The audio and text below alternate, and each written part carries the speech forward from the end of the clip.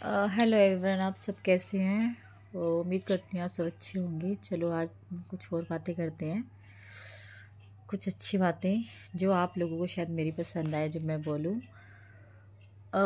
तीन बातें ज़िंदगी में ऐसी हैं जिनका हम कोई मोल नहीं दे सकते। जैसे एक तो हमारे जो माँ बाप होते हैं उनका हम देन नहीं दे सकते, क्योंकि जो वो हमारे लिए जीते जी अपनी ज़िंदगी में हमारे लिए करते हैं, शायद ये होगा कि दूसरा इंसान जो हमारे लिए वो कर सके।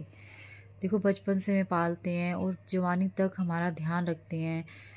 और देखा होगा माँ बाप अपने बच्चों के लिए कैसे परवाह करते हैं। बच्चा अगर ऑफिस गया है या स्कूल गया है या कहीं भी गया है, एक बुजुर्ग भी माँ हो जाती है ना, तो उसको भी होता है कि कब मेरा बेटा आएगा और कब वो मतलब कि घर में आ जाए तो खाना खा ले, तो वो खुद तब लेटती है।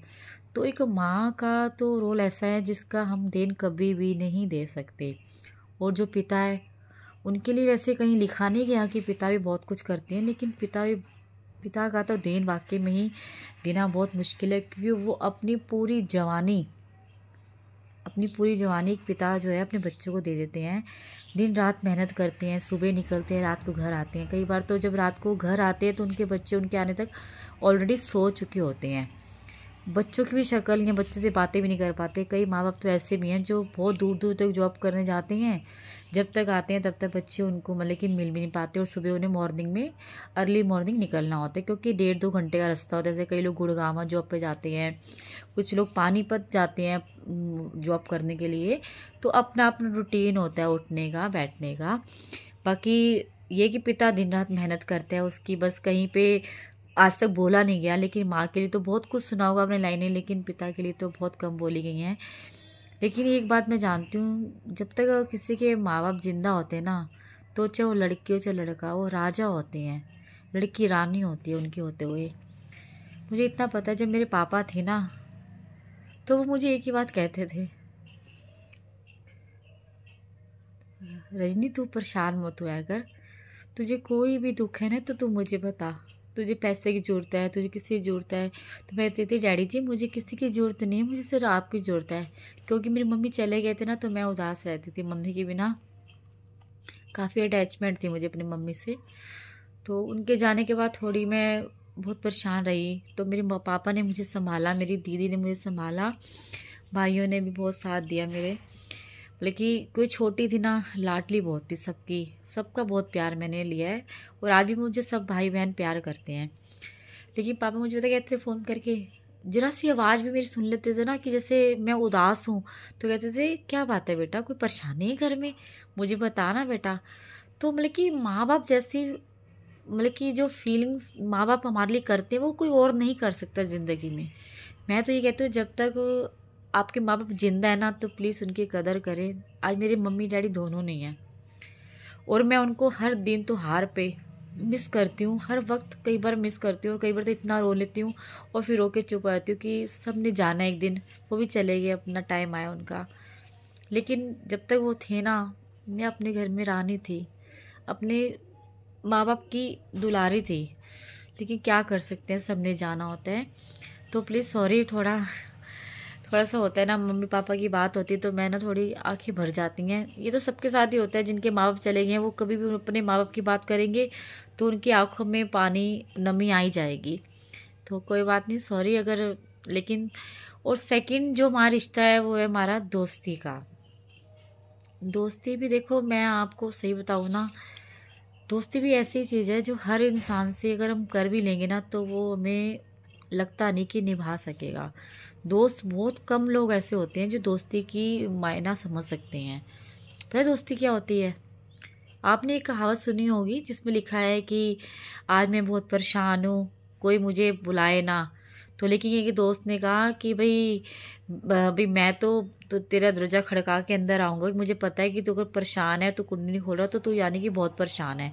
जो अपना दोस्त सगा हो ना, उसको समझ आता है, तुम्हारी बोली से, तुम्हारी आवाज़ से, तुम्हारी कॉल से समझ आता है कि आज मेरा फ्रेंड थोड़ा परेशान है।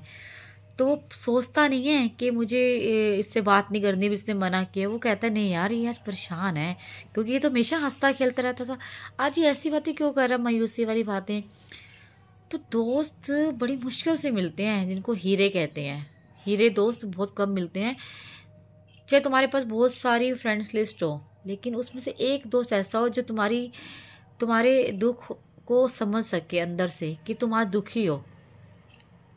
लेकिन बहुत कम मिलते हैं आज के टाइम में, तो बहुत कम है। पहले तो दोस्ती बहुत निभती थी और बहुत निभी है लोगों की। दोस्ती के लिए लोग जान भी दे देते थे अपनी कि यार मेरा दोस्त है, इसके लिए मैं कुछ भी कर सकता हूँ। आजकल तो देखो ये है कि तूने मेरे लिए कुछ किया तो मैंने तेरे लिए कुछ किया है।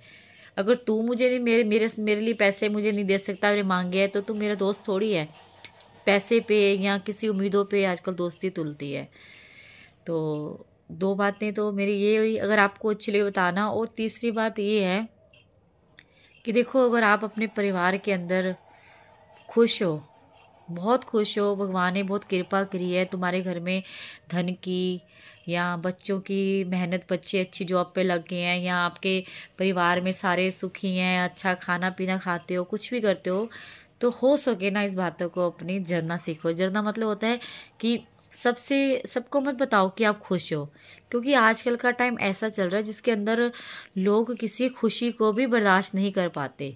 अगर आपने किसी को ये बात बोली ना कि यार मेरे तो बच्चे की बहुत अच्छी जॉब लग गई है, तो दूसरे बंदे को होता है कि यार मेरा बेटा तो फ्री बैठा है और उसकी लड़की की इतनी जॉब लग गई है, तो लोग खुश नहीं होते।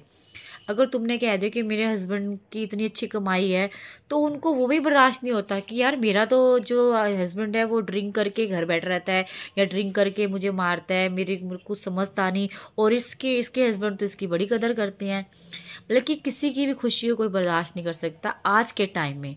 तो हो सके ना आपके घर में कोई ऐसी बात है जो आप बड़ा बड़ा प्राउड करते हो कि मेरे लिए यार ये बहुत अच्छी बात है, अपनी फ्रेंड को बताऊं, अपने रिश्तेदारों को बताऊं।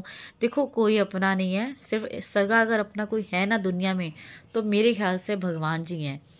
आपका जब भी मन खुश हो ना, उनको बताओ जाके कि भगवान जी आपकी बड़ी कृपा है, आपने मुझे इतना कुछ दिया ना कि मैं बता ही सकता, और आपका हर वक्त हर पल धन्यवाद करता हूँ भगवान जी। और अगर आप परेशान भी हो ना, तो परेशानी भी किसी को मत बताओ, क्योंकि परेशान होगे ना तो कोई तुम्हारे आंसू नहीं पहुँचेगा, लेकिन तुम्हारी 10 जगह बात करेगा। पता है तुम्हें कि वो आजकल परेशान चल रहा है, उसकी ये घर में ये दिक्कत चल रही है।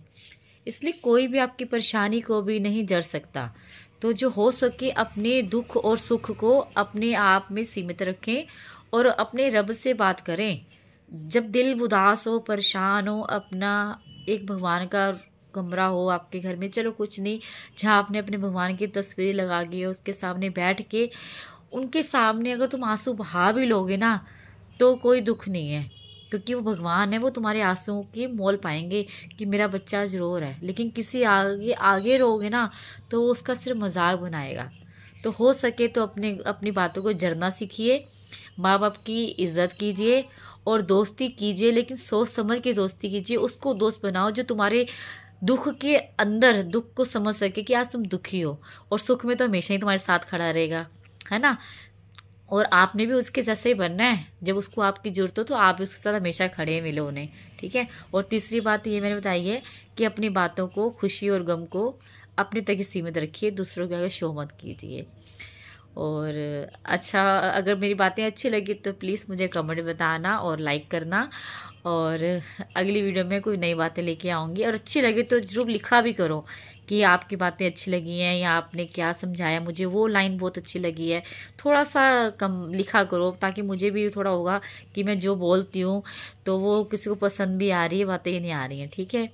ओके, चलो बाय बाय, नमस्ते, सत श्री अकाल, बाय बाय। आपकी मनप्रीत। और मनप्रीत की कोई भी गलती हो गई हो तो उसे माफ़ करना, और आगे से उसको हिम्मत बख्शना कि अच्छा काम कर रहे हो, आगे वीडियो आप डालते रहो ऐसी। Thank you, bye bye.